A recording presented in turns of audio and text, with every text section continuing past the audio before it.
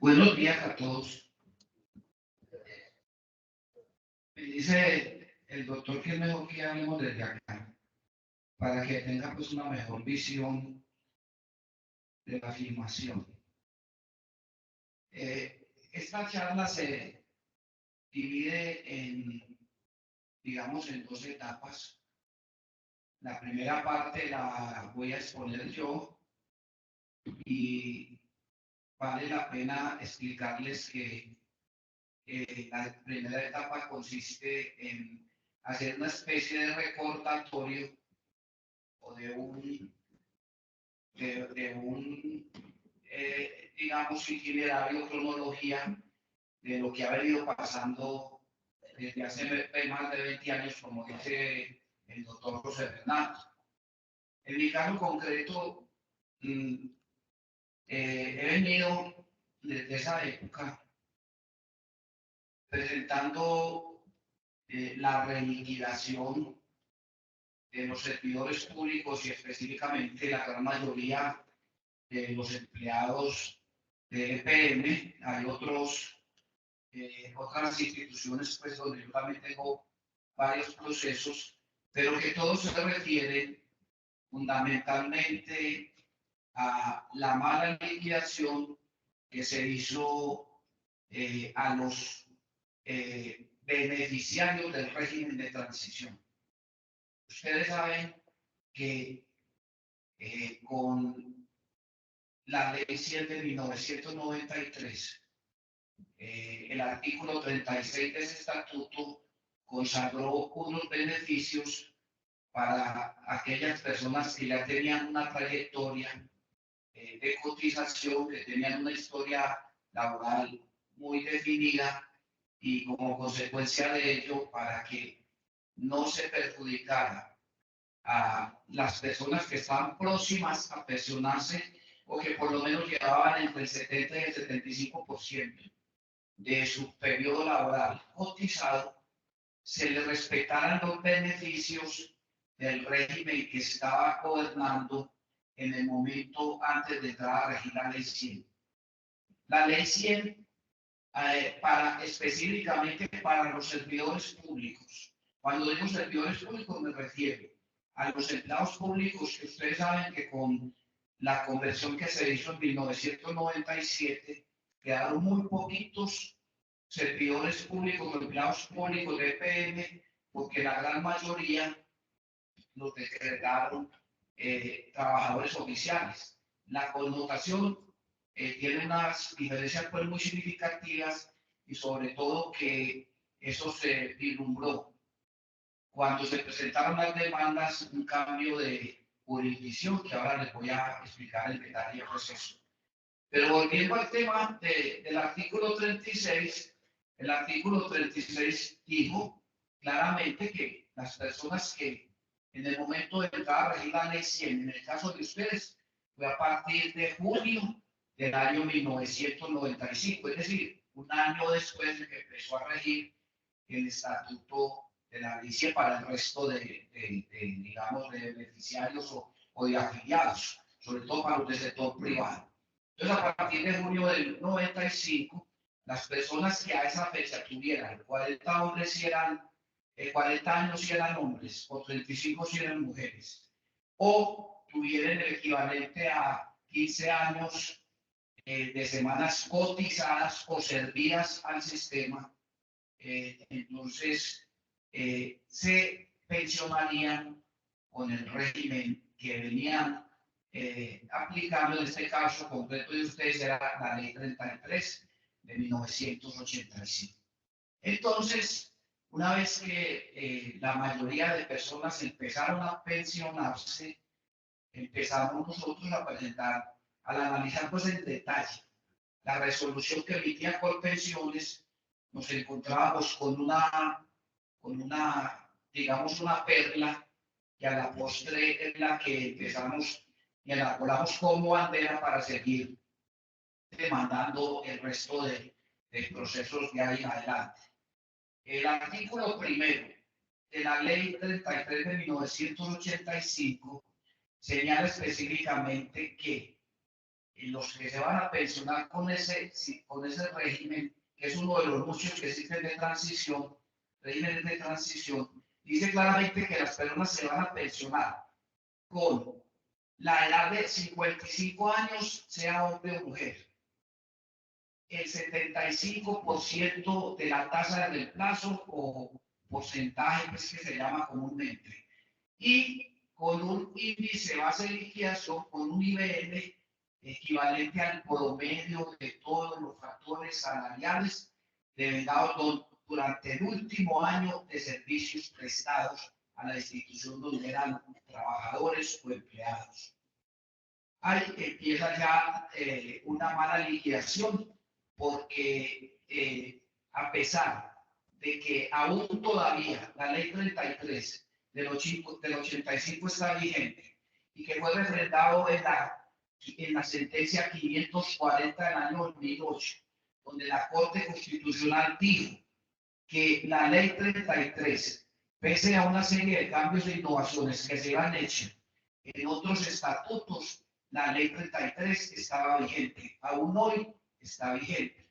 No obstante, y es donde está la liquidación de las mesadas pensionales, a ustedes les aplicaron, a los que ya estaban pensionados y que son del régimen de transición, les aplicaron los 55 años de edad como requisito pues, de edad, les aplicaron el 75% como tasa de reemplazo o porcentaje, y ahí es donde está la aberración, les aplicaron el promedio de los últimos 10 años cotizados. Se viola en primer lugar el artículo primero de la ley 33 del 85. En segundo lugar, se viola uno de los principios más importantes y significativos que tiene la ley 33, que es la ley sin perdón, que es el principio de inexcedibilidad de la ley. ¿Qué quiere decir eso?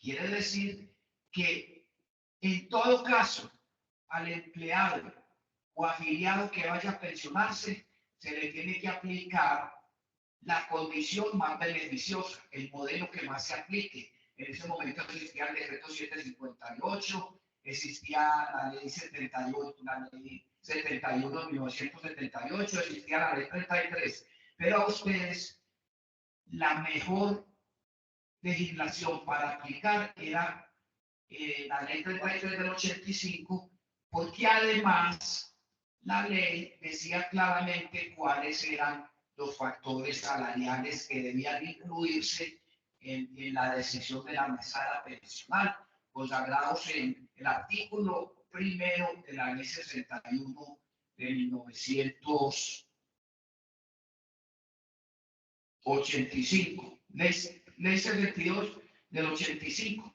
Ese artículo trae claramente cuáles son los factores salariales que le debían aplicar a ustedes en la mesada pensional. Es más, desde esa fecha ya existen sentencias del Consejo de Estado que dice que incluye como factor salarial para ser incluido. Así el empleado los hubiera cotizado o no, pero si la persona los devolvió, tenían que ser incluidos en la mesada pensional. El Consejo de Estado, en reiteradas sentencias, señala y todavía sigue esgrimiendo que todo lo que debe el trabajador en forma permanente y habitual constituye salario, con algunas especificaciones. Por ejemplo, si la persona era de aquellas que cotizaba, que tenía viáticos en su forma de trabajar o en su trabajo, si trabajaba por lo menos, si le daban viáticos en un mismo año, por lo menos 6 meses, ese factor era ya un factor salarial. Pero además de que en su momento el Seguro Social y hoy con pensiones no les aplicaban el IBL, porque entre otras cosas, dicho sea de paso, tanto el Seguro Social, Colpensiones, como los operadores jurídicos restantes. En este caso me refiero a los jueces, confunden el concepto de monto. Resulta que los parámetros de la pensión, ya lo dijimos, la edad y el tiempo de servicios y el monto.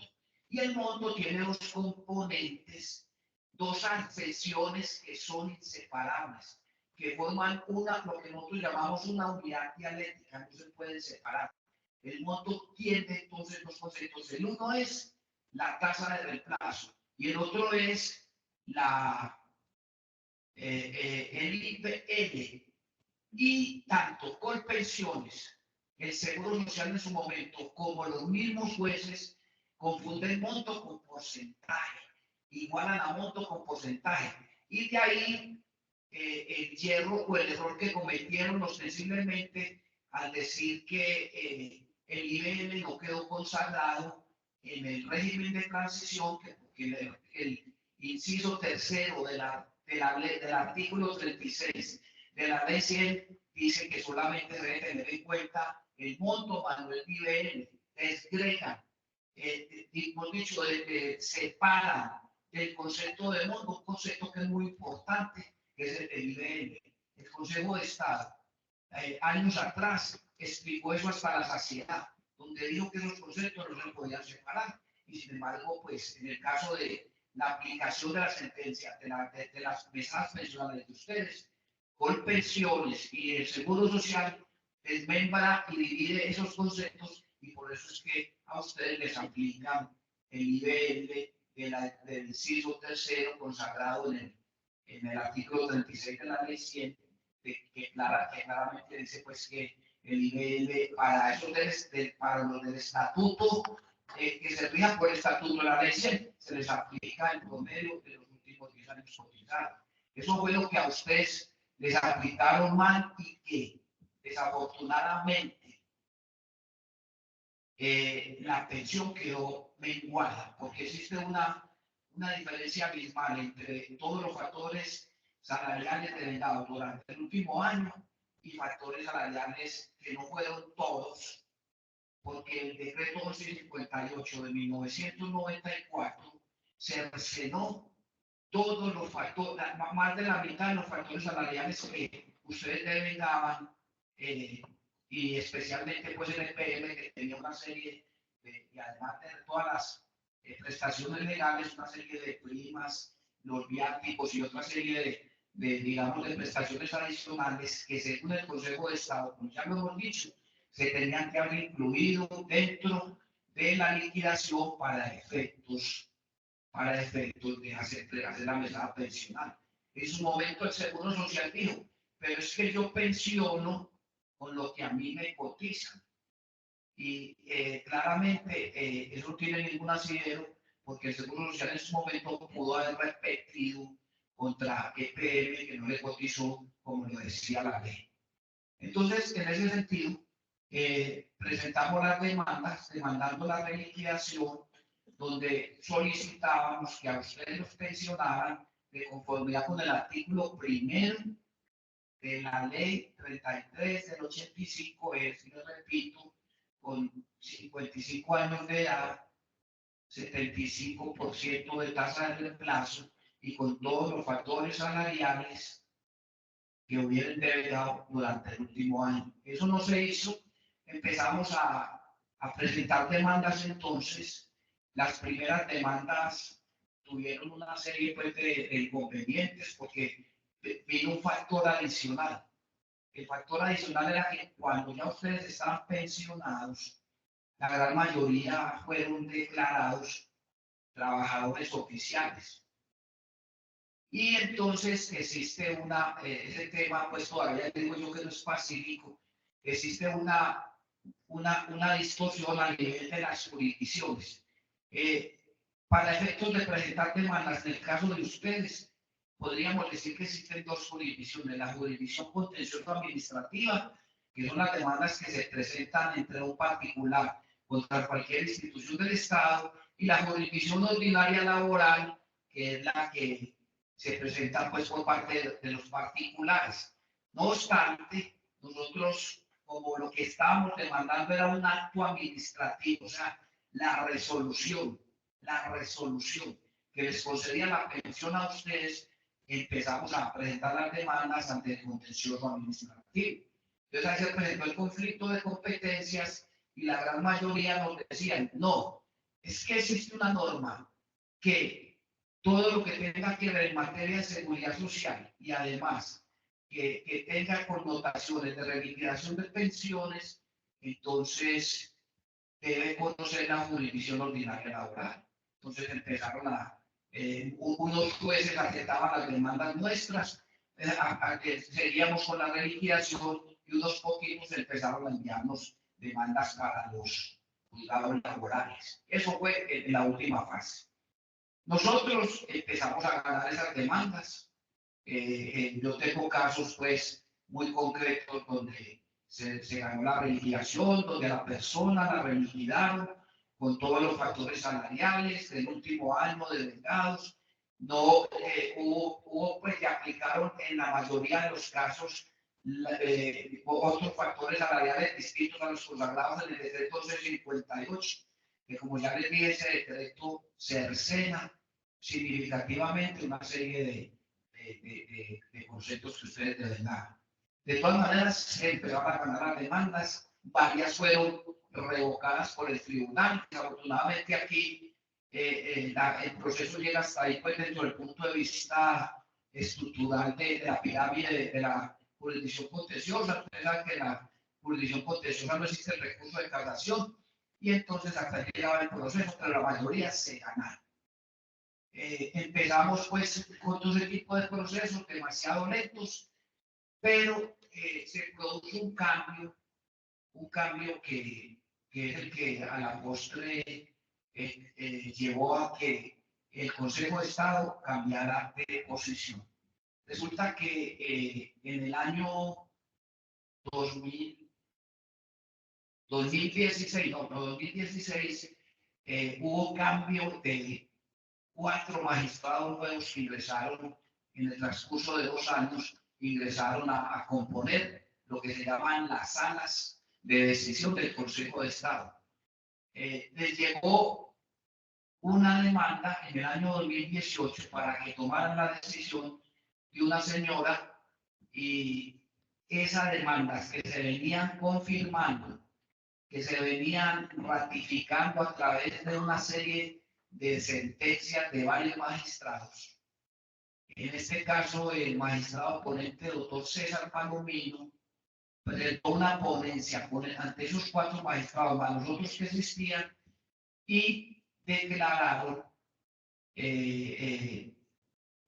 o sea, revocaron la decisión que se había tomado en primera instancia, aduciendo 3 cosas. O sea, en el 18, la sentencia del 28 de agosto del año 2018 echó al traste toda esa jurisprudencia y toda esa legislación que se venía desatando a favor de ustedes en el contexto de las liquidaciones y que se presentaban, pues, en este caso, contra convenciones.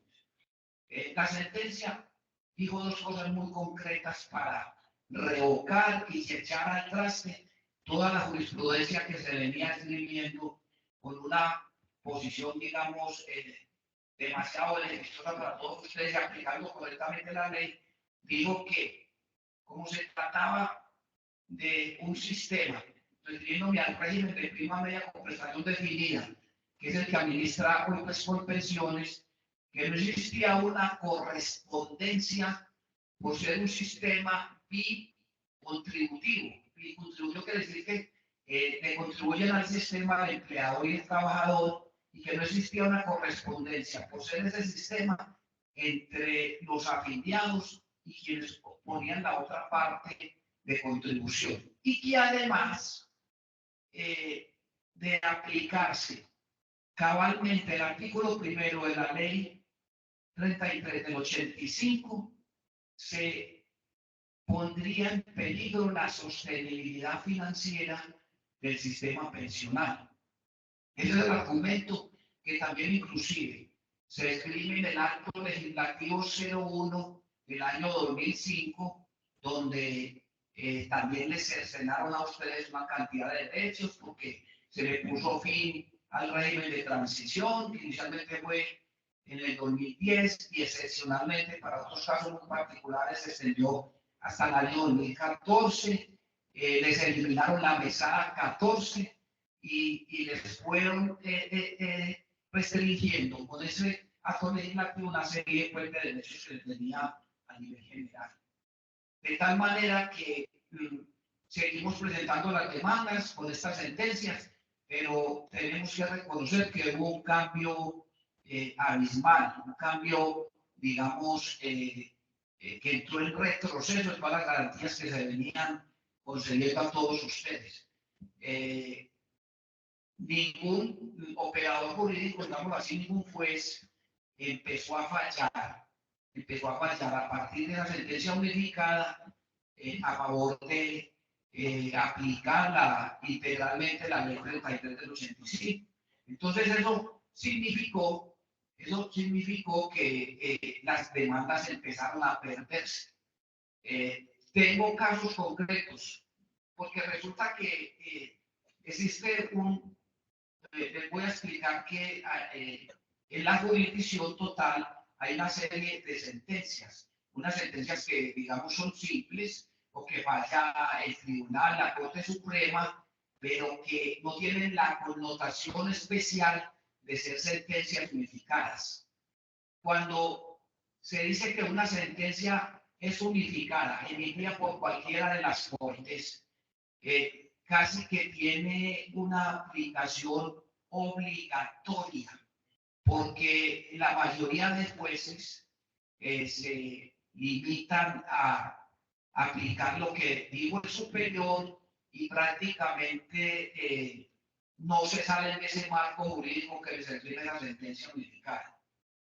No obstante, hay jurisprudencias de la misma Corte Constitucional que señalan claramente que el operador jurídico, en este caso un juez, se puede oponer a una sentencia unificada siempre y cuando considere con argumentos de tipo jurídico que la sentencia no se compadece o que no está acorde con el derecho que la protege o que la creó. En este caso, conozco el caso de unos magistrados del Tribunal Superior Sala Laboral de la ciudad de Ibagué, que empezaron a oponerse y a fallar como se venía escribiendo en los años anteriores a esta sentencia, y le siguieron procesos disciplinarios y los amenazaron pues con sancionarlos. A raíz de ese precedente, la gran mayoría de jueces y magistrados empezaron a fallar conforme a esta aberración jurídica, porque viola dos principios, como ya les dije, de inexegibilidad, porque le están aplicando legislaciones de dos sistemas. Se pone en contrario a lo que dice el artículo 288 de la ley 100, y violando de beneficios y el principio de la condición más beneficiosa y el principio de favorabilidad consagrado en el artículo 53 de la Constitución Nacional. Entonces, la mayoría de jueces, y me parece a mí que es un contrasentido, porque cuando uno lleva la demanda hasta el final, si dieron la opción de que se desistiera del proceso, resulta que cuando uno presenta una demanda, para desistir de las pretensiones y retirarla, se requiere, para que no le pase nada y lo condenen en costas, que no se le haya notificado al demandado que el proceso no se haya realizado, pues, que esté en curso. En este caso hicieron la excepción y dijeron claramente que si la persona desistía antes de que se emitiera fallo, no sería condenada en costas. Entonces, las costas empezaron a ser muy altas. Incluso yo tengo casos de muchos de ustedes o de las demandas que yo tengo en curso, los condenan en costas, y tanto Colpensiones ha empezado a seguir un proceso de jurisdicción coactiva, o sea, a demandarlos cobrándole las costas. Inclusive, afortunadamente para muchos casos, tardíamente, porque eso prescribe en 3 años y todavía hoy están demandando de procesos que se terminaron hace 4, 5, 6, 7 años.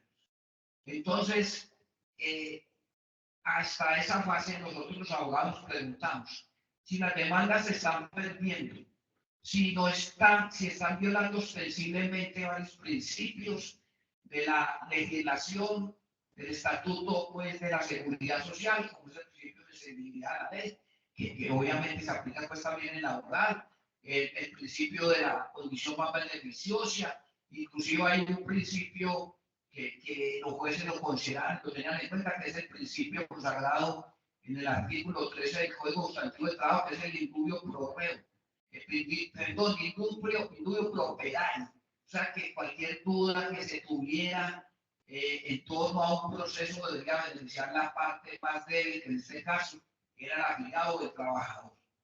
En vista de eso y que se agotó todo el trámite de esos procesos que veníamos llevando y como repito se venían ganando, no nos quedó sino, no queda sino una opción en este caso, y que es el resumen de todo lo que yo les estoy presentando, y es existe una sola posibilidad después de desarrollar todo el curso de este proceso, que es acudir ante la Comisión Interamericana de Derechos Humanos.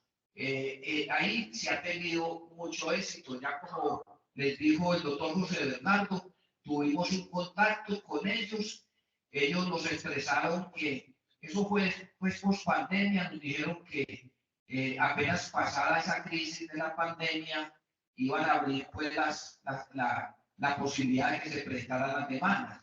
Pero ellos sí recomiendan que por ser procesos tan engorrosos se presenten o a través de una asociación o a través de un colectivo que vincule a muchas personas y que en ese caso tomarían un fallo pues en grupo, que esa jurisdicción también lo permite. Nosotros, un grupo de abogados, empezamos a estudiar la posibilidad sigue latente, pero me parece a mí también muy importante la propuesta que trae hoy el doctor Andrés Gallego, que es una posibilidad que, como lo comentábamos ahora, por mecanismos distintos y por vías distintas se puede llegar al objetivo que se pretende con las pretensiones de ustedes, que es que queden pensionados de conformidad con el régimen de transición que a ustedes los cobijó, que es la ley 33 de 1985, donde claramente quedarían supremamente bien pensionados. Todas esas regímenes de transición, que son más de 36 que le he dado contar yo, que existieron en el país, porque cada municipio, yo asesoré al municipio de Granada, y allá el municipio tenía un acuerdo municipal que con una connotación muy especial pensionaba a sus empleados del municipio con unas pensiones demasiado, yo diría que muy favorables para el trabajador, pero que no se comparecía pues ni siquiera con el presupuesto pírrico que tenía ese municipio en su momento. De tal manera pues que existe primero esa posibilidad de acudir a la Comisión Interamericana de Derechos. A nivel de otros países estuvimos averiguando con la violación de derechos fundamentales pues consagrados en la seguridad social y derechos laborales, y los fallos fueron favorables y muy beneficiosos para quienes enfrentaron esa demanda. Pero sí me gustaría mucho que ustedes le pongan mucha atención al doctor Andrés, porque vuelvo y les repito, con la propuesta que trae, que sería ejerciendo acciones aquí, todavía aquí internamente en Colombia, se puede llegar a que ustedes queden reliquidados y como consecuencia de ellos obtengan una pensión con los parámetros legales que ustedes se merecen, que está consagrado en el artículo primero de la ley 33 del 85. Entonces, muchas gracias y le concedo la palabra al doctor Andrés Gallego. Buenos días. Gracias.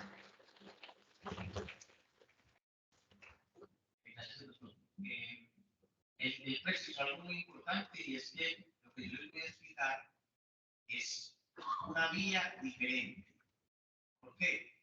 Porque ustedes en el transcurso de todos estos años a lo mejor con conocimiento o sin conocimiento, han presentado una serie de demandas y es muy posible que todo les suene parecido. Y ustedes digan, eso es lo mismo, de lo mismo, yo ya demandé, o no tengo ni idea si el abogado que me demandó lo mismo, ¿cierto? Entonces, yo estoy seguro que este planteamiento no se ha presentado para que ustedes de pronto le presten la atención y no lo clasifiquen en lo mismo de lo mismo. ¿Por qué? Pues les voy a explicar. Empresas Públicas de Medellín tuvo la obligación de afiliarse en virtud de la ley 90 del año 46. Y Empresas Públicas se inscribió a los seguros sociales. Después de la ley 90 del 46, se expidió el decreto 433 de 1971. Ahí fue donde se adoptó el nombre de Instituto Colombiano de Seguros Sociales, ICSS. Eso fue en el año 71. Y en el año 77 se expidió el decreto 1650 del año 77, donde pasó de llamarse ICSS a ISS. Se le suprimió la C, quedó Instituto de Seguros Sociales. Estos eran los reglamentos de los seguros sociales, son los reglamentos de los seguros sociales obligatorios. Las empresas públicas de Medellín tuvo la obligación de inscribirse cuando hicieron el llamado de inscripciones de los empleadores y se registró. Ella había podido, ¿qué podía haber hecho Empresas Públicas de Medellín en ese momento? O afiliarse a Caja Nacional de Previsión Social, constituirse como una caja de previsión social, lo cual no hizo ni lo uno ni lo otro. Y ellos optaron por inscribirse en los seguros sociales obligatorios. Y esa es la razón, yo creo que si ustedes, todos ingresaron a EPM antes del 86, cosa que todos deben tener al mínimo, todos deben tener cotizaciones con el ICE. ¿Cierto? Entonces, para que ustedes se vayan respondiendo esas preguntas. O sea, yo estoy diciendo algo que es correcto, ¿por qué? Porque si ustedes realizaron cotizaciones al Seguro Social antes del año 86, es porque Empresas Públicas es un empleador inscrito a los seguros sociales y la obligación era afiliar a sus trabajadores. ¿Cierto? Para que me vayan entendiendo, yo les estoy tocando el tema de la inscripción de empresas públicas y de por qué ustedes tienen cotizaciones en el Seguro Social antes del año 86. O sea, esas cotizaciones que ustedes realizaron era porque Empresas Públicas estaba obligado a hacerlo. Para que me sigan hasta ahí. Entonces, en el año 46 y en el año, con la ley 433 del 71, la afiliación de ustedes era obligatoria. Porque ella era un empleador inscrito de manera obligatoria. Era obligatoria para ustedes. Por eso los afiliaron. Y ellos afiliaron a todo el mundo. Es muy importante que sigan, entonces ustedes deben seguirme hasta ahí, que yo estoy afiliado al Seguro Social y Empresas Públicas es un empleador inscrito. Vamos a ubicarnos en el año 86. En el año 86, retiran. ¿Alguno entró a Empresas Públicas antes del 77? Son poquitos. Pero no cambia, la explicación no cambia porque ustedes, digamos que venían obligados antes del 1650. Como la gran mayoría es después del 77, la decisión de las que yo voy a mencionar nos afectó a los que ingresaron después del 77. Pero no va a tener ninguna trascendencia para nosotros, simplemente es para que tengan en cuenta esa distinción que yo voy a retomar más adelante. Entonces, nos vamos a ubicar en el año 86, diciembre del año 86. Todos servidores activos de Empresas Públicas de Medellín, es indistinto si eran trabajadores oficiales o empleados públicos. No nos importa. estaban activos y estaban afiliados al Instituto Colombiano de Seguros Sociales. Ya se produjo la modificación desde el 77, o sea que ustedes ya estaban afiliados al ISS, Instituto de Seguros Sociales. En diciembre del año 86, la Junta Directiva de las Empresas Públicas de Medellín se reunió y planteó una problemática a la Junta Directiva, mediante unos asesores, sobre la situación de la afiliación de los trabajadores que ellos consideraron que se estaba tornando hasta ilegal, dice en el acta de la Junta Directiva. Entonces, se reunieron. ¿Cuál era la problemática? Sencilla, para que usted diga. Pero ¿cuáles fueron los problemas que estaban presentando? Pues, que como empresas públicas, es una entidad pública, ella tenía la obligación de reconocer pensiones de conformidad con las normas del sector público. ¿Cierto? Entonces, la más conocida para ustedes posiblemente puede ser la ley CESA del 45. Cuando la persona tenía 20 años de servicio y 50 años de edad, le reclamaban a empresas públicas la pensión de conformidad con la ley CESA. Posteriormente, sería la ley 33 del año 85. ¿Cierto? Pero ¿cuál es la problemática? Que además de que tenía esta obligación, o sea, de ser un empleador público, estaba la problemática de que los seguros sociales obligatorios los obligaron a inscribirse como empleador y a afiliar a sus trabajadores para que les cotizaran para los riesgos de los seguros sociales obligatorios.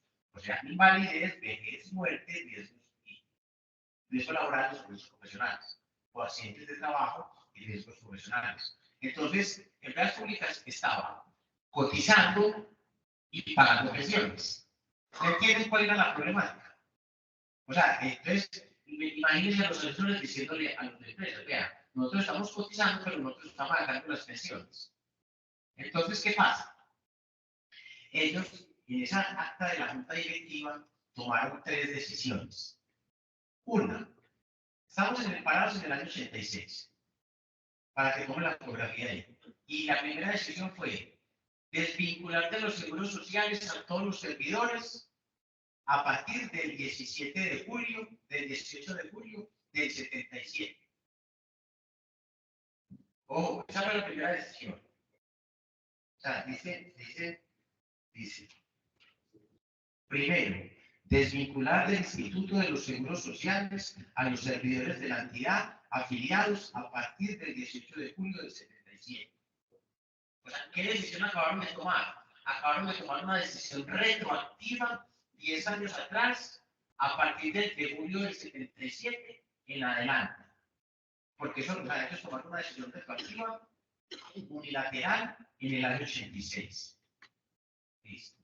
Segundo, autorizar al gerente para solicitar ante la Junta Administradora del INSS o ante el funcionario que corresponda la desafiliación de dicho instituto por los riesgos diferentes a los de IBM, por los riesgos diferentes a los de invalidez, vejez y muerte,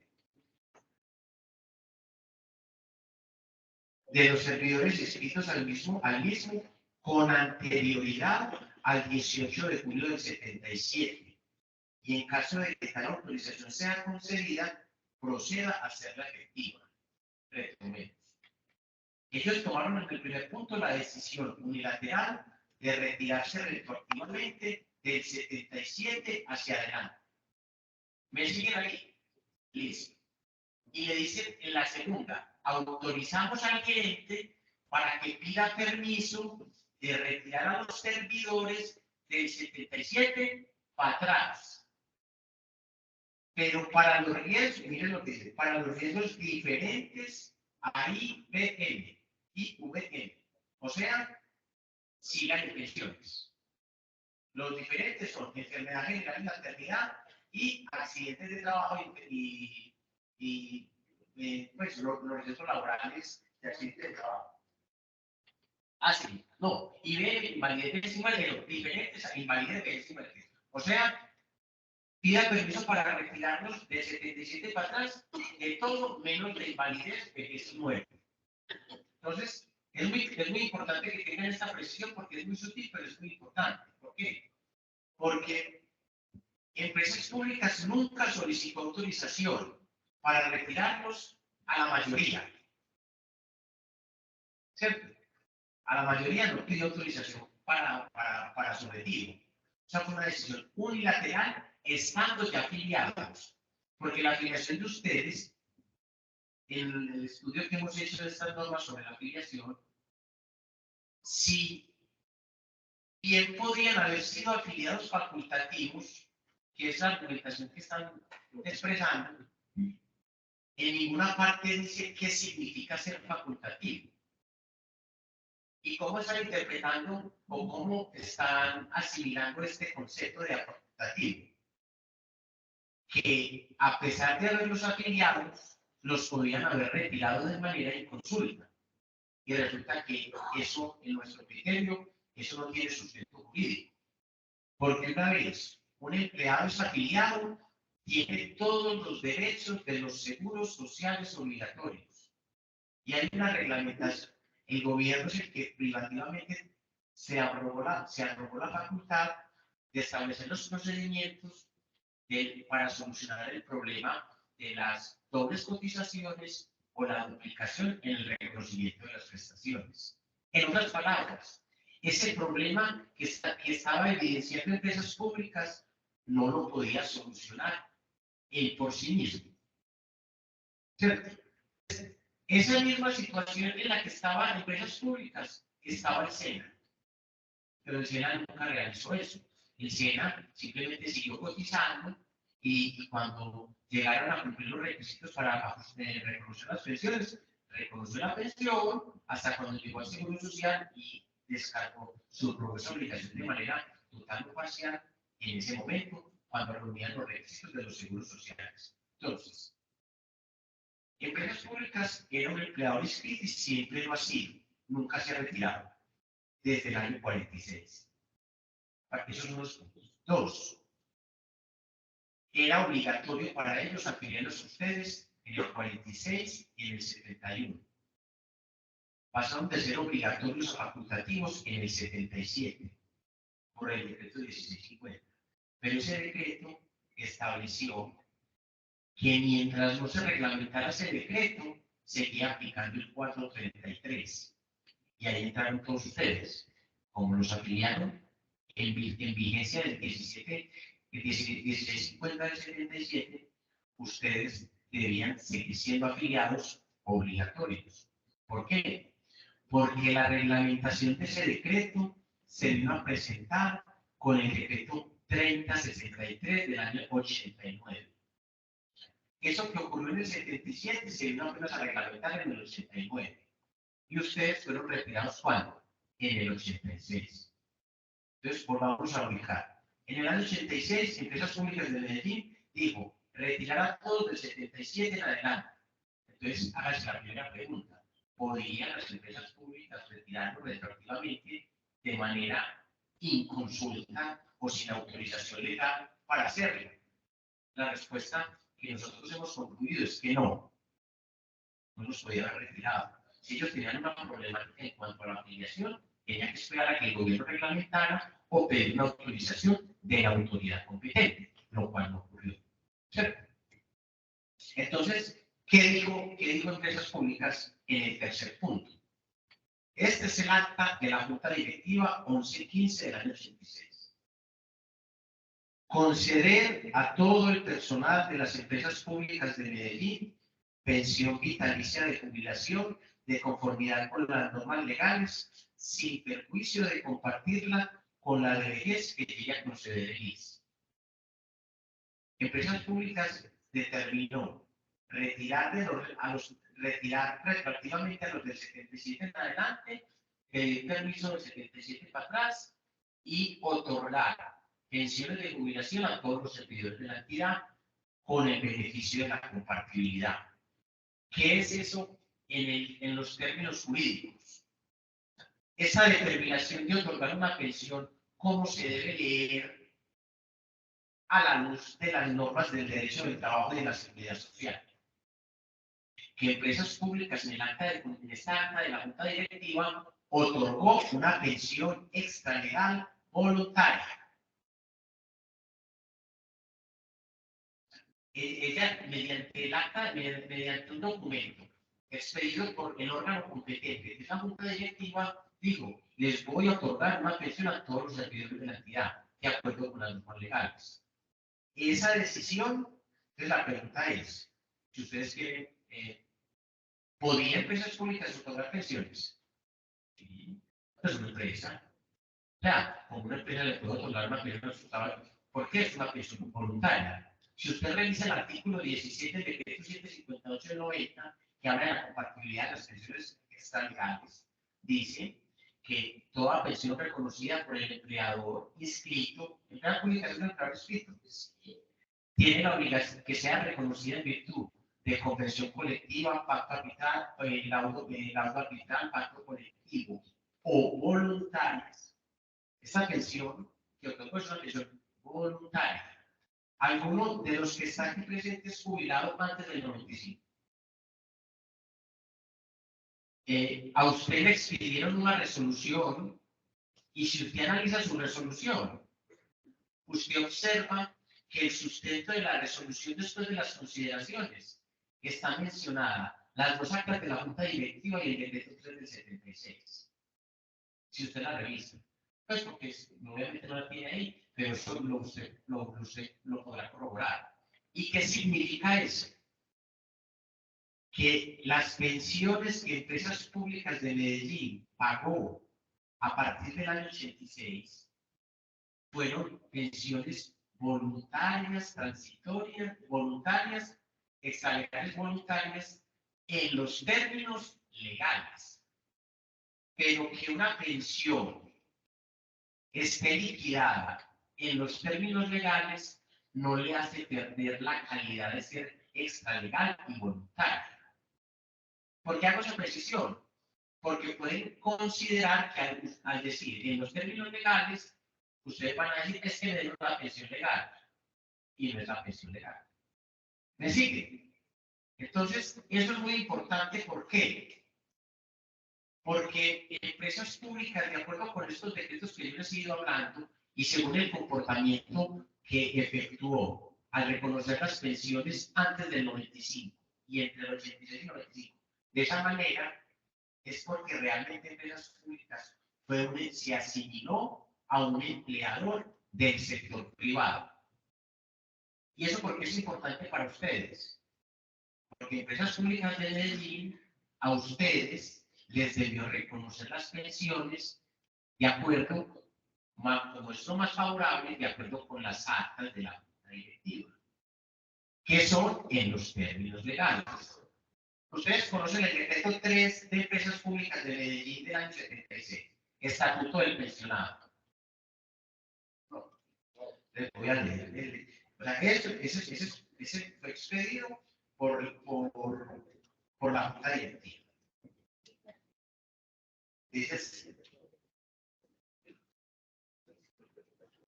por eso ese decreto, el compañero que cuando usted lo revise, por eso va a encontrar la referencia a ese decreto en su resolución, porque su pensión, lo que pasa es que a ustedes no les importa qué es lo que diga, lo que le pagan, ¿sí o no? Entonces, pero resulta que para nosotros, para efectos de este proceso, sí es importante lo que dice y que le paguen, porque ese es el sustento. Entonces, miren, por el cual decreto 3 del año 76 del 14 de enero, por el cual se adopta el Estatuto del Pensionado, la Junta Directiva de las Empresas Públicas de Medellín, en uso de sus facultades legales, atribuciones legales y estatutarias, decreta una serie de normas. Y en el artículo 9, en el capítulo 2, pensión plena, artículo 9, supuestos que dan lugar a la pensión. El empleado oficial que preste o haya prestado sus servicios durante 20 años, continuo o discontinuamente, tiene derecho a gozar de una pensión mensual vitalicia de jubilación al cumplir 50 años de edad previa demostración del retiro definitivo del servicio público. Ese es el artículo 9 de este decreto. Este es un decreto de la Junta Directiva. Para que sigamos con lo que estamos hablando. ¿Qué hizo las empresas públicas aquí? Otorgar una pensión extralegal voluntaria. ¿Por qué voluntaria? Porque no fue producto de una negociación entre la empresa y el trabajador o la empresa y el sindicato. Por eso es voluntaria. Entonces ellos dictaron unas normas para... ¿Por qué lo hicieron? Lo desconozco, pero ahí está. Entonces, esta norma establece, esos requisitos son semejantes a los de la ley cuarta del 65, que era 20-50 y el 75%. En este caso, ya vamos a leer el siguiente artículo. Cuantía de la pensión. Se los estoy leyendo es porque mira lo importante. No, 75. El valor de la pensión vitalicia de jubilación será equivalente al 75% del promedio mensual de los salarios percibidos en el último año de servicio por el empleado oficial. He ahí el camino diferente para buscar mejorar la cuantía de la pensión, entendiendo todo lo que se ha vuelto en contra de ustedes la aplicación de la ley 33. Entonces, en este decreto 3 del 76, quedó cuantía en el artículo, requisitos en el artículo 9, cuantía en el 10º. ¿Por qué? Es muy importante porque la cuantía está fuera de los requisitos. Porque este decreto quedó modificado con el acta de la Junta Directiva del año 86. Aquí establecía todos los requisitos, pero el acta de la Junta Directiva simplemente quedó la del 86, conceder pensión de jubilación en los términos legales. ¿Cierto? Entonces, esta cuantía está vigente. Entonces, nosotros queremos invitarlos a que ustedes, si ustedes me entienden el punto de lo que les estoy explicando, que usemos este camino para pretender obtener que la pensión que empresas públicas les otorgó que su robo, o sea que la mayoría de ustedes están en sus profesiones. Es buscar, ¿qué es lo que estamos buscando? Que se reconozca la pensión del acta de la Junta Directiva, que dice que cómo es compartida. ¿Y qué significa que es compartida? Que en este caso significa que empresas públicas debió empezar a pagar a los 55 hasta los 60. Y a los 60 debió descargarlos o subrogar esa obligación pensional en el Seguro Social o en Colpensiones. ¿Qué significa eso? ¿Por qué tenía que haber pagado empresas públicas de los 55 a los 60? Pues porque así lo dice el acta de la Junta Directiva, sin perjuicio de compartirla con la pensión de vejez que llegara a reconocer el ICE. Y hay una razón fundamental también, sobre todo en el caso de los hombres. El Seguro Social solo reconoce prestaciones según su reglamento. ¿Y a qué edad reconoce el Seguro Social a los hombres? Es con transición a los 60. O sea, a los hombres no hay un fundamento legal para que el Seguro Social hubiera reconocido pagado esa pensión antes de los 60. ¿Y qué significa eso? Que el seguro pagó mal. ¿Cierto? Entonces, ¿quién tuvo que haber pagado? El empleador. El empleador, en este caso, las empresas públicas. Entonces, mire que esta pensión voluntaria siguió vigente después de la ley 7. ¿Y cuándo debió perder vigencia? Julio del 2010.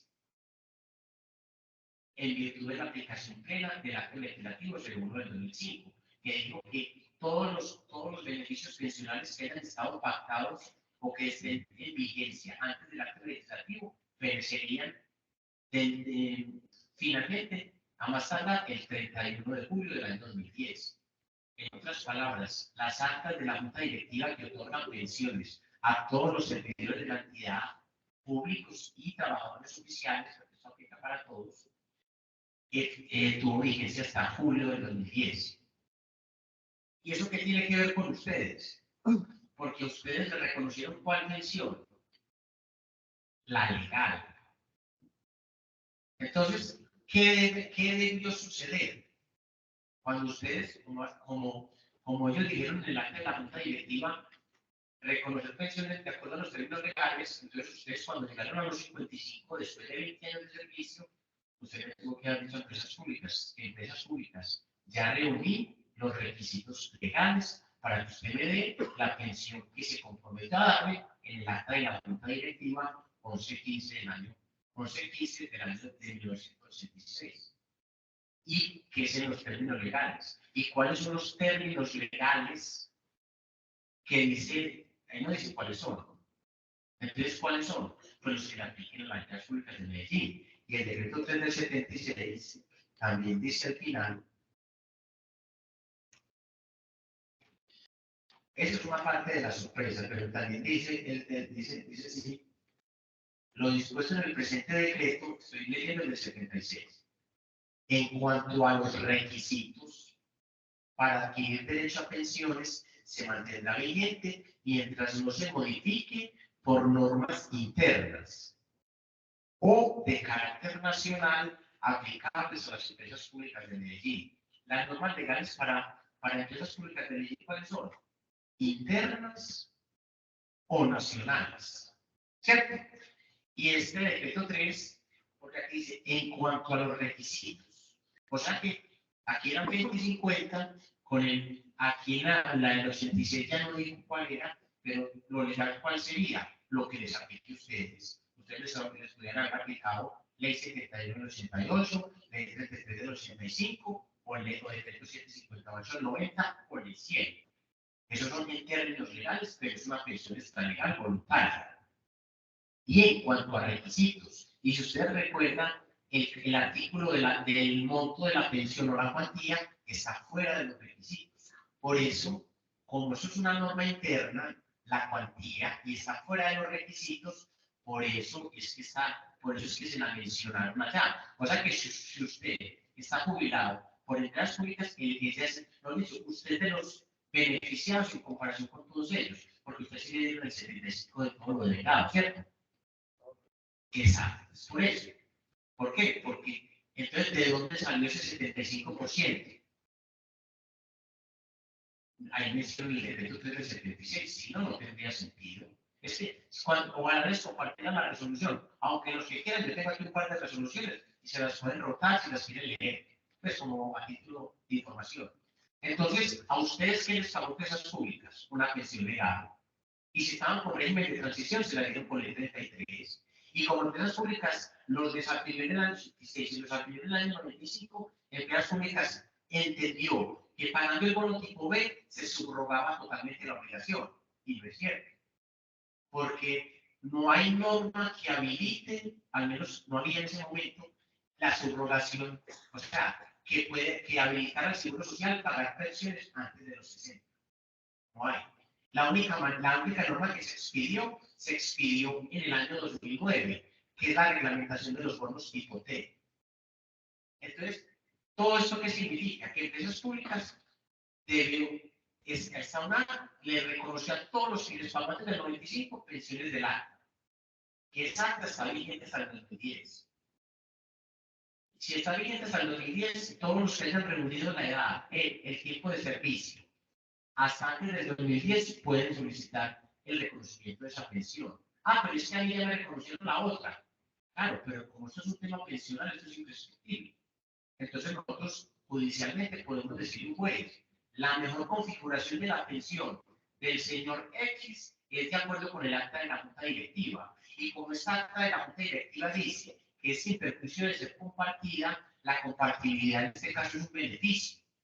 Y como la pensión en los términos legales del acta de la Junta Directiva es por el 75% de lo devengado en el año anterior, entonces configúrela así.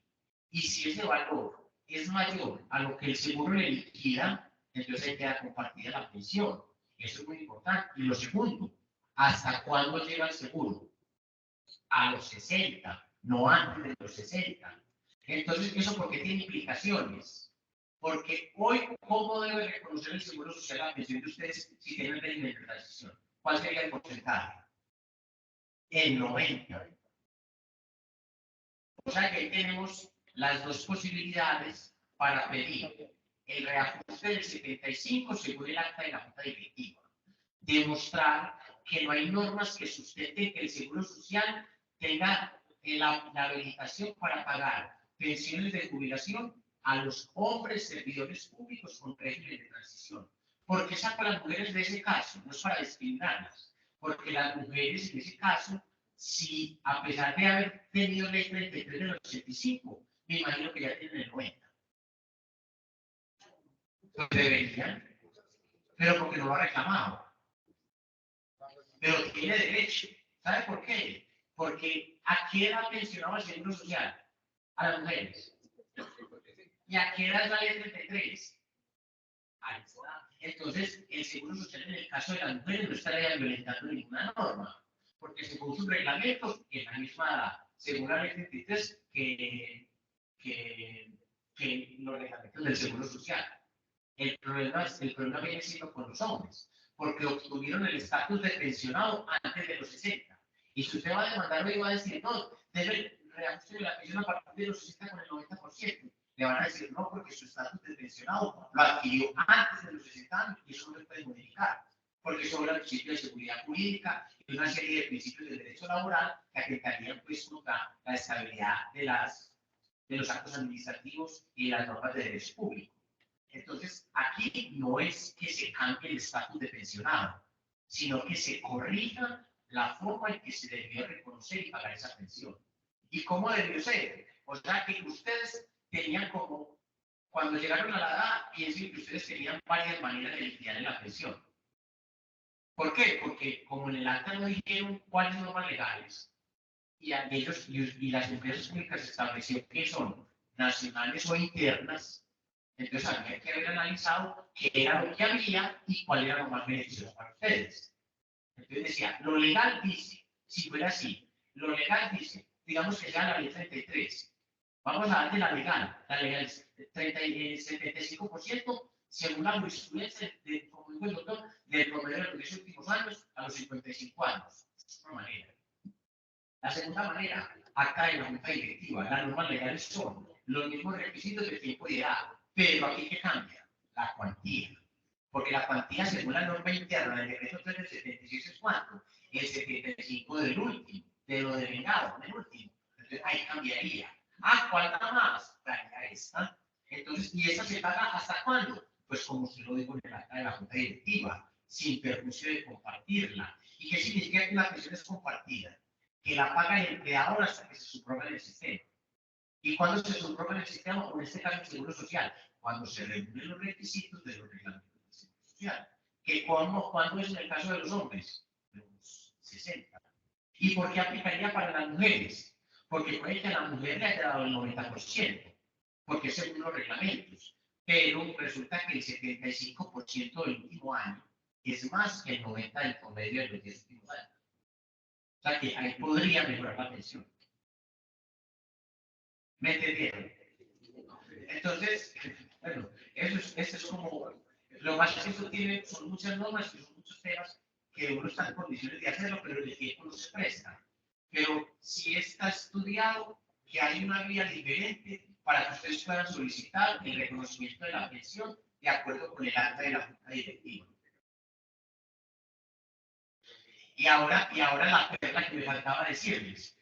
Yo les pedí que ellos aplicaban normas internas, ¿cierto? Pues resulta que el artículo 20 del decreto 3 del 76 establece, bueno, tomando el ejemplo del compañero, ¿cómo es su nombre? Disculpe. Don Edwin, disculpe que lo use de ejemplo, pero usted es el único que está en esas cosas. ¿Cuántas mesadas le pagan? 12 mesadas ordinarias y 2 adicionales. La empresa paga cada 15 días, el seguro cada mes. Pero digamos, hagamos de cuenta que sea más, ¿cuántas mesadas recibe al año? O sea, ¿cuántos sueldos, cuántas pensiones? 14, ¿sí o no? Él está recibiendo 12 mesadas ordinarias, lo que pasa es que las recibe entre aquí y aquí. O sea, 12 mesadas ordinarias y 2 adicionales. La del artículo 50 y la del artículo 142. Mesada adicional, la mal denominada mesada 14, que es la adicional de junio, y la mesada adicional de diciembre. Pero resulta que el artículo 20 del decreto 3 dice: prima de Navidad. los pensionados o en su defecto las personas a quienes se les sustituye el derecho a percibir los pensionados o en su defecto las personas a quienes se les sustituye el derecho percibirán cada año en el mes de diciembre una mensualidad de la pensión o cuota a cargo de las empresas. Y esa está denominada prima de Navidad. ¿Está bien? Este proceso persigue el otorgamiento también de esta prima. ¿Y por qué? Porque esta es una norma interna, como lo dice el mismo decreto, que no fue afectada por los requisitos legales, según los requisitos de la ley, o sea, de las normas legales de otorgamiento de pensión del acta de la 1115 del año 86. O sea que estamos persiguiendo varias cosas. Que se evidencie el error de las empresas públicas de Medellín de haberlo retirado. Dos, que se evidencie que ellos otorgaron una pensión voluntaria, está legal, en las actas de la Junta Directiva. Que al haber otorgado una pensión voluntaria está legal, esa estuvo vigente mínimo hasta el 2010. Porque, si de acuerdo como dice el doctor, yo entiendo que está por salir de una sentencia de la Corte Interamericana. Si afecta a eso, se extendería la vigencia, máximo hasta el 2014. O sea que eso estaría súper. Hoy, como están las cosas, esa acta de la Junta Directiva, en nuestro criterio, tiene aplicación hasta el 30 de julio del 2010. Incluso, como esto es una decisión unilateral, ahí no habría que tener en cuenta el régimen de transición. O sea que se podrían beneficiar personas que simplemente reúnan los requisitos legales, cuales los que sean, hasta el 2010. Pero esos casos serían pues como para analizar de manera particular. No sé si entiendan en este momento en qué consiste, porque estamos diciendo, bueno, en eso consiste la vía diferente para buscar que la pensión que ustedes están recibiendo sea mejor por la aplicación del acta de la Junta Directiva. Porque nos pueden decir, pero es lo mismo que la legal, ¿no? Es lo mismo en cuanto a tiempo de edad, pero es diferente en cuanto a qué, es a la cuantía. O sea que ya la cumplieron. Vamos entonces a abrir el periodo de preguntas. Los que tengan alguna inquietud, con mucho gusto le hacemos llegar el micrófono, se la formulan a cualquiera de esa hoja.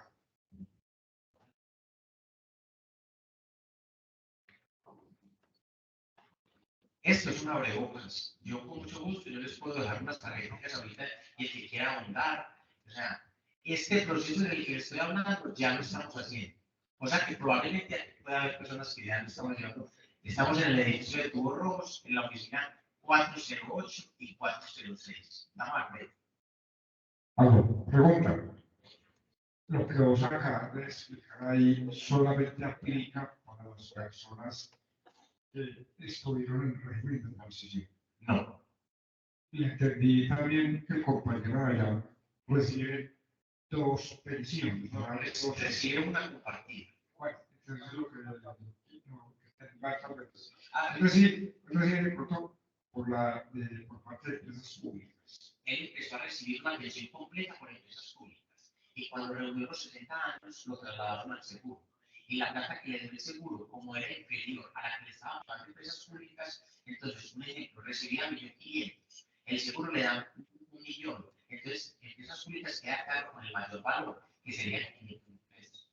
Pero la sumatoria que vendría por ejemplo a una. Sí, es equivalente a la misma que recibía con el PM. Por ejemplo, el compañero recibe 5 millones. Es Una sola 4 millones. En este caso sería 5 millones para él, pero no, una parte en el caso de ustedes, hay que hacer, en el caso de ustedes, habría que hacer el ejercicio de devolverlos a los 55 años.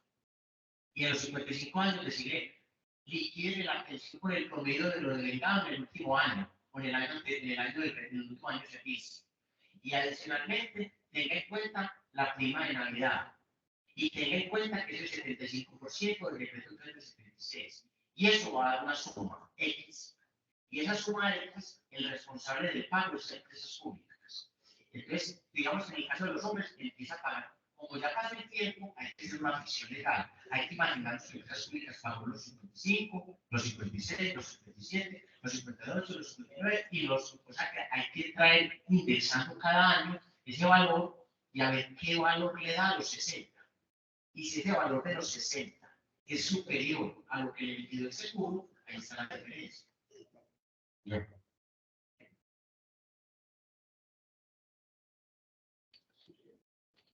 En esta adelanto administrativo que hay ahí, Sí. ahí dice que en la última hoja dice que se hará hasta el 31 de diciembre del 2014 el régimen de transición. Y esa es una resolución del compañero que trabajó en el municipio, en el departamento y en empresas públicas. Y a él lo pensionaron con régimen de transición. Léala y entonces ya usted diga qué hace, qué piensa. O sea, pero le contesto una pregunta relacionada con esto, o le gusta que lo analice. No, analiza. Analiza. O sea, pero en este momento no. Limitado.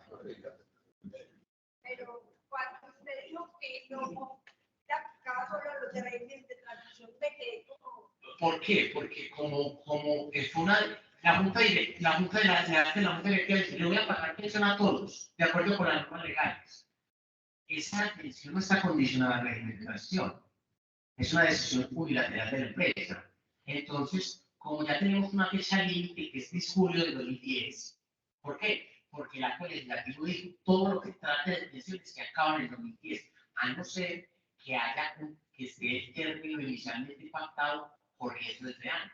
Entonces, si resulta que una persona que no tiene transición reúne los 55 años y reúne los 20 años de servicio, así no tengan los 35 o al primero de los 24 o el 31 de los 25 o los 15 o los más años de servicio o el tiempo de cotización, porque es que él no le está pidiendo una pensión al sistema, él está pidiendo una pensión a quién, al empleador. ¿Y por qué? Porque le dio la gana de una pensión o no podría hacerlo.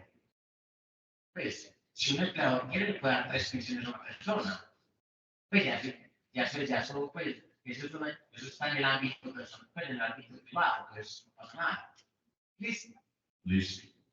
Buenos días. Buenos días. Para todos y todas. Yo tengo una inquietud, y es con respecto a las actas. Al acta de esa que mencionas tú, Sí. de empresas públicas de Medellín. Para mí un acta es una relatoría. Lo que debió haber hecho la Junta Directiva de Empresas Públicas de Medellín para ese entonces, pues es haber sacado un acto administrativo diferente al acta para reglamentar eso. Porque para mí el acta en sí no tiene pues como la validez de un acto administrativo. Yo no sé qué expide las juntas directivas de empresas públicas, qué expiden, si decretos, si acuerdos, si resoluciones. ¿Sí? Entonces me queda como esa inquietud, porque por ejemplo el Seguro Social en su momento, la Junta Directiva del Seguro Social en su momento tuvo poder incluso legislativo. Y por eso sacó el acuerdo 49, que después lo elevaron a decreto 758, que era toda una situación pensional del Seguro Social en su momento. ¿Sí? Pero porque ellos sí tenían como cierto poder, la Junta Directiva del Seguro Social sí tenía como cierto poder legislativo. Y por eso todos los que estaban en transición del sector privado y a los que en el sector público eran afiliados al Seguro Social, pues les aplicaban el 758, que les podían llevar su liquidación final hasta el 90%, dándole aplicabilidad al acuerdo 49, decreto 758 en el año 1990. Entonces, a mí sí me quedan como ciertas dudas con respecto a lo del acta. Sí, pues, vea, usted podría considerar quién expidió el acta. ¿Cuál es el órgano supremo de las empresas? ¿Cierto? O sea, para que un acto administrativo sea un acto administrativo, no es necesario que diga que es un acto administrativo, ¿cierto? O sea, hay cosas que son porque están contenidas en la decisión. Entonces, lo cierto del caso es que la determinación son dos actos. Si usted revisa la determinación que se tomó en la de los 1122 del año 87 fue en cumplimiento de las órdenes dadas en la 1115 del año 86, donde ellos tomaron la decisión. Tiene tanto peso y tanta preponderancia esa acta de la Junta Directiva que es ahí donde otorgaron la pensión. ¿Quién expidió el decreto 3 del 76 que yo les acabo de mencionar? La Junta Directiva. Pues, digamos que la discusión en que si eso tiene el peso suficiente o no, pues para mí tiene todo el peso porque lo dicta el órgano supremo de las entidades públicas. Sí, yo quiero corroborar lo del doctor Andrés. Las decisiones que la Junta Directiva representa un órgano o una institución que es pública y la máxima autoridad, pues sin considerar pues, la asamblea, sino la máxima autoridad de manejo, digámoslo así, o de tomar las decisiones que se toman en una institución de carácter público es la Junta Directiva. Y esas decisiones tienen un carácter que se asemejan a los actos administrativos. Tanto es así que cuando existe, por ejemplo, una mala decisión o que va contrario a la ley, quienes responden legalmente por haber tomado decisiones que inclusive tienen decisiones de carácter público son las juntas directivas. Entonces, en ese sentido, las actas tienen plena validez y son prácticamente equivalentes a actos administrativos. Prueba de ello es que en derecho un acto administrativo o una ley o un decreto se deshace como se hace. En este caso, ¿por qué se está escribiendo la validez de esa acta todavía? Porque esa acta nadie la ha derogado y una junta posterior dijo que renunciaba, que simplemente por una ley superior, que es el caso que lo dice el doctor del acto legislativo 01 del 2005, dijo hasta aquí este tipo de preventas y de cosas. Pero el acta sigue estando vigente porque no ha sido derogada en forma particular para las empresas públicas de Medellín. A modo de refuerzo, yo conozco actas de terminales de transporte, donde a través de las actas otorgaron bonificaciones, aguinaldos a todos los empleados. O sea, no es un asunto que adicionalmente usted puede, por vía contenciosa, demandar la nulidad del acta.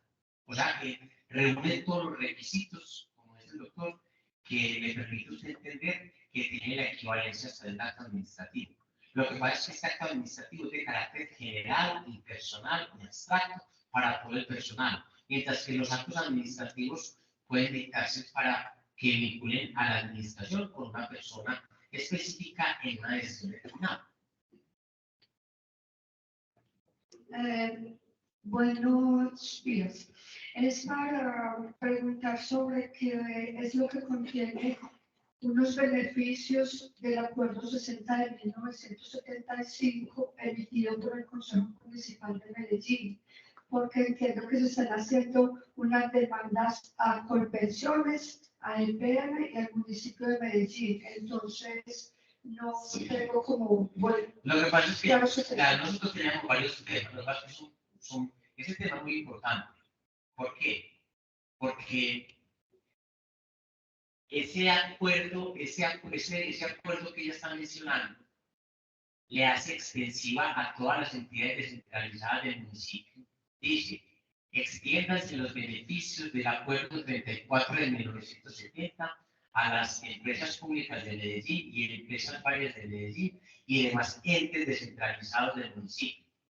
Y dice que se le aplica expresamente el artículo 1 y 6 del acuerdo 34 del 70.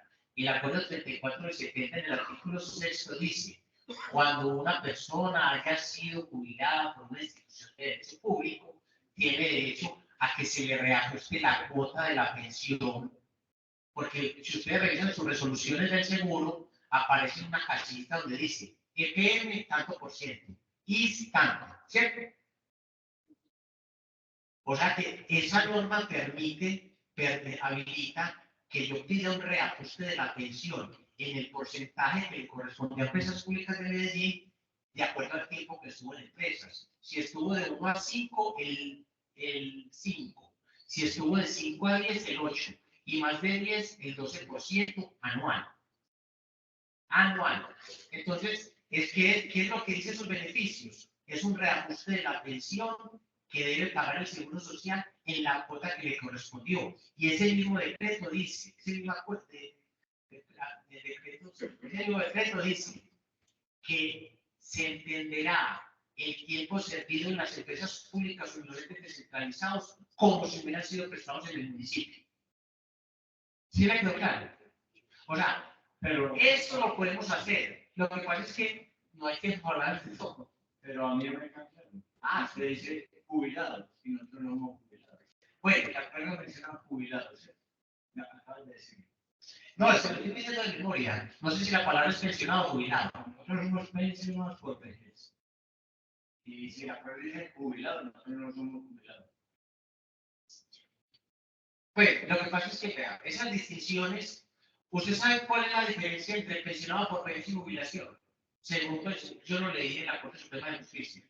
La diferencia, usted menciona la palabra jubilación cuando la pensión se causa con tiempo de servicio y edad. ¿Y cuando llama pensión vejez? Cuando se causa con cotizaciones y edad. Es la distinción que ellos están haciendo.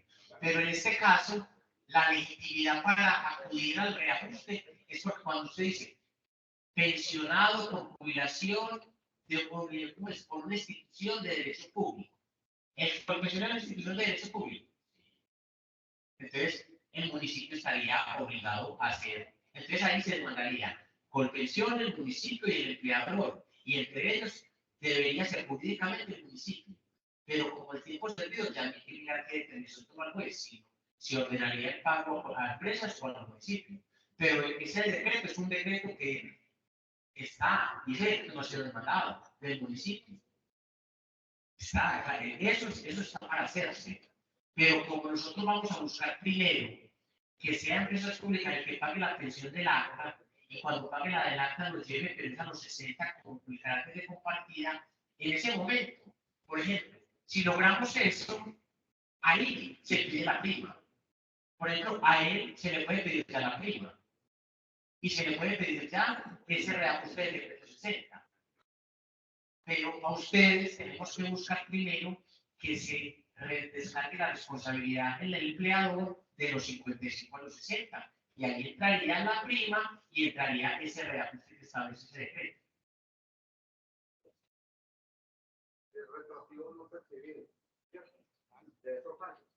Claro, bueno, yo les quiero precisar algo. Este camino es un camino que es judicial. Nosotros, por el trámite del proceso, no cobramos nada, ni la asesoría, ni pedimos plata, ni anticipo, ni nada. Nosotros, ya si se van a sometidos, si quieren que avancemos en el proceso, de una manera personalizada, les hablaríamos de temas de horarios. Pero se pagaría sobre las resultas del proceso. No, pero por allá por allá otra pregunta. Y ya por el tema, eso es para que sepan que si no se lo van a pedir tanto. Si ganamos, ganamos. Y si no, sacrificamos el tiempo y toda la dedicación jurídica que estamos haciendo. Y frente al retroactivo, es una prescripción de 3 años y lo que se demora el proceso. Bueno, entonces, si vamos a emprender este camino, obviamente nosotros vamos a hacer una inversión en tiempo, abogados, audiencias, papelería, todo lo que sea. El único riesgo que ustedes tienen que asumir son las cosas del proceso. Nosotros, ¿qué sugerimos siempre? Si es un proceso, vaya haciendo una alcancía cada mes, guarde 50.000 pesos o 20.000 pesos y lo tengan allá guardados, eventualmente. Sí, porque ese sería el único riesgo de ese proceso. Ese sería el único riesgo.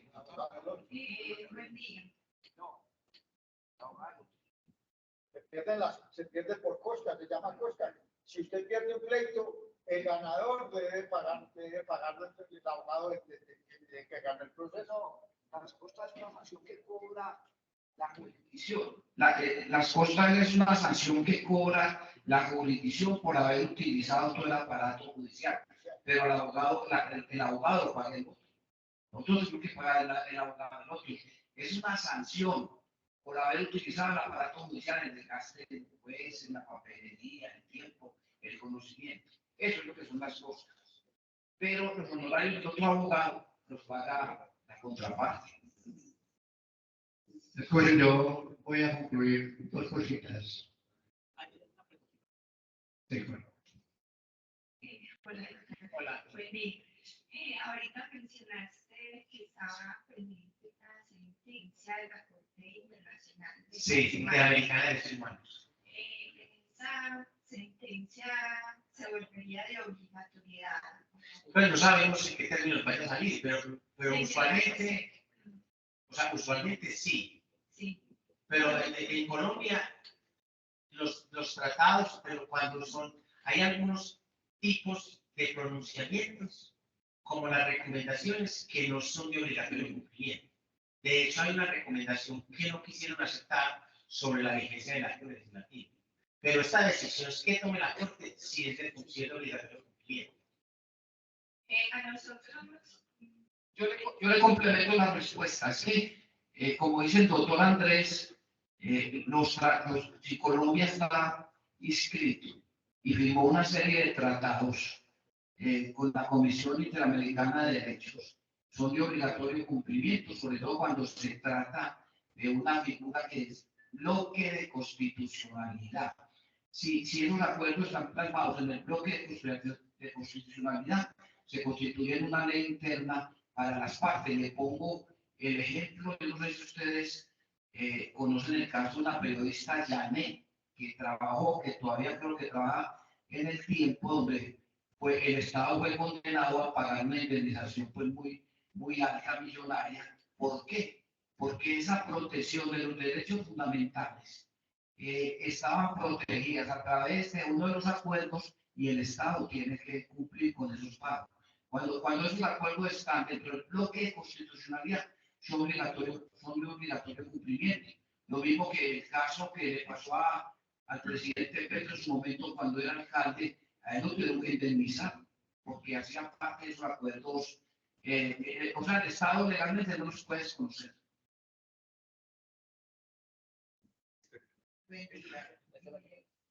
Tengo en este momento una inquietud. Sí. La siguiente, usted hablaba de la vigencia de una de las normas hasta el 2010. Sí, el acta. El acta, sí. Y las personas que nos pensionamos posterior a esa fecha, ¿qué pasa? Esa fecha es para reunir el tiempo de servicio. Mejor dicho, todo el que haya reunido el tiempo de servicio, o sea, los 20 años, hasta el 2010, aplican. Independiente de la edad posterior o no. Ahí nada es un requisito, una condición de exigir el derecho. Muchas gracias. O sea, no sé, nuestras asesorías son gratuitas. Esteban les puede entregar tarjetita, le vamos a dejar para que puedan consultar. O sea, como dijo el doctor, el conocimiento que sea, al menos desde ese punto de vista.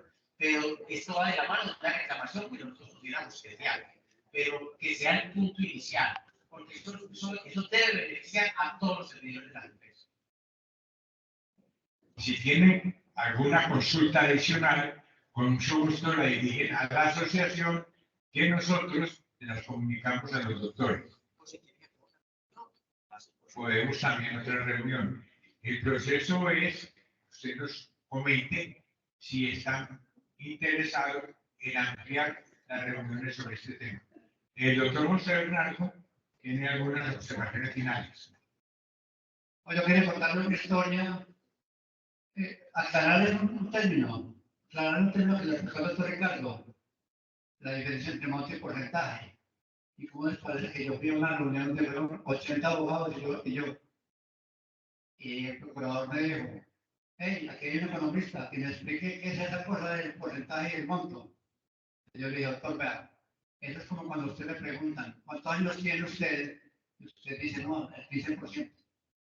No, siempre tiene que estar asociado a un monto, lo que explica el doctor Ricardo. Lo primero. Lo segundo, para terminar, por favor, no desista, hay que resistir, persistir. Esto si no nos toca a nosotros, toca a los hijos. pero es un derecho que tenemos. Y les voy a contar la historia. Después de 14 años, ¿qué me acaban de pagar a mí? ¿Qué? No, es porque estamos demandando todos los factores salariales con el último año. Mi pensión casi que se me duplica. Entonces, por favor, todo es posible. No nos pensamos. Que la mayoría de la gente me dice, no, yo ya he demandado, que estoy descansando, que las costas, un montón de cosas. Por favor, no desistan, por favor. Todo es posible.